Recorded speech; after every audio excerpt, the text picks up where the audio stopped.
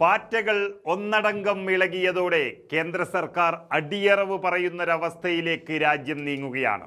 കടലിരമ്പുന്ന പ്രതിഷേധം ഇന്ദ്രപ്രസ്ഥത്തെ അക്ഷരാർത്ഥത്തിൽ പിടിച്ചു കുലുക്കുകയാണ്. ദില്ലി നഗരത്തിലെ മെട്രോകളെല്ലാം അടച്ചു കഴിഞ്ഞു.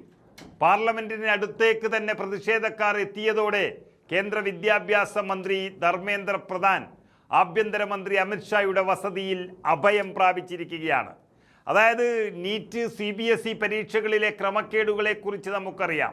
അതിനെതിരെ രാജ്യത്ത് നടക്കുന്ന യുവജന പ്രക്ഷോഭം അതിശക്തമായി മുന്നോട്ടു നീങ്ങുന്നു. യുവജന രോഷം കൊണ്ട് ഈ രാജ്യം ആളിക്കത്തിയതോടെ പൂർണ്ണമായും പ്രതിരോധത്തിലായിരിക്കുകയാണ് ഇപ്പോൾ കേന്ദ്ര സർക്കാർ.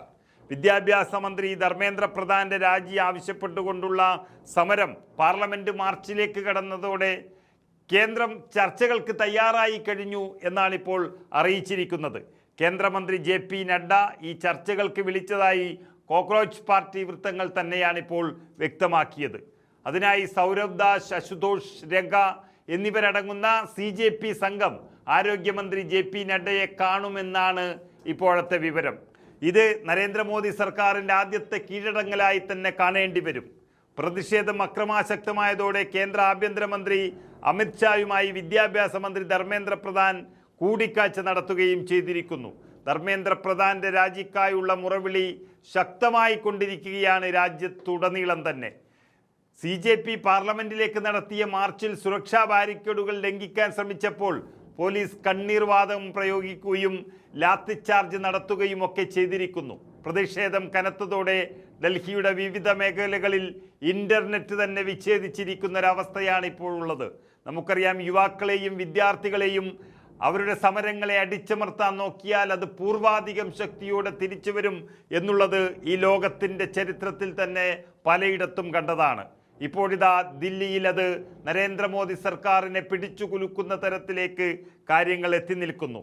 മുൻകരുതൽ നടപടി എന്നൊരു നിലയിൽ സമീപത്തെ മെട്രോ സ്റ്റേഷനുകളിലേക്ക് പ്രവേശനം തന്നെ നിയന്ത്രിക്കുകയും ഗേറ്റുകൾ അടച്ചിടിക്കുകയും ചെയ്തതോടെ നിരവധി യാത്രക്കാർ സ്റ്റേഷനുകളിൽക്കുള്ളിൽ കുടുങ്ങിക്കിടക്കുന്നു. ഇത് ദില്ലിയുടെ ചരിത്രത്തിൽ തന്നെ അത്യപൂർവമായി കാണുന്ന കാഴ്ചയാണ്. സുരക്ഷാ വീഴ്ച ഉണ്ടാകാതിരിക്കാൻ സെൻട്രൽ ഡൽഹിയിൽ ഉടനീളം വലിയ തോതിലുള്ള പോലീസ് അർദ്ധ സൈനിക വിഭാഗങ്ങളെ വിന്യസിച്ചു കഴിഞ്ഞിരിക്കുന്നു. ന്യൂഡൽഹിയിൽ ഉടനീളം സുരക്ഷ ഇരട്ടിയാക്കി വർദ്ധിപ്പിച്ചു. ക്രമസമാധാനം നിലനിർത്തുന്നതിനായി സമീപ ജില്ലകളിൽ നിന്നുള്ള കൂടുതൽ അർദ്ധ സൈനിക വിഭാഗങ്ങളെയും പോലീസ് ഉദ്യോഗസ്ഥരെയും വിന്യസിച്ചിട്ടുണ്ട് എന്നാണ് ഇപ്പോൾ അറിയാൻ കഴിയുന്നത്. പാർലമെന്റിന്റെ വർഷകാല സമ്മേളനം ആരംഭിക്കുന്ന ദിവസം തന്നെയാണ് ഈ പിടിച്ചാൽ നിൽക്കാത്ത തരത്തിലുള്ള പ്രതിഷേധം എന്നുള്ളതാണ് വളരെ വ്യത്യസ്തമായി കാണുന്നത്. ആയിരക്കണക്കിന് ആളുകൾ പ്രതിഷേധത്തിൽ പങ്കാളികളായത് തന്നെ BJP സർക്കാരിനെതിരെയുള്ള പ്രതിഷേധം കനക്കുന്നു എന്നുള്ളത് വ്യക്തമാക്കുന്നതാണ്.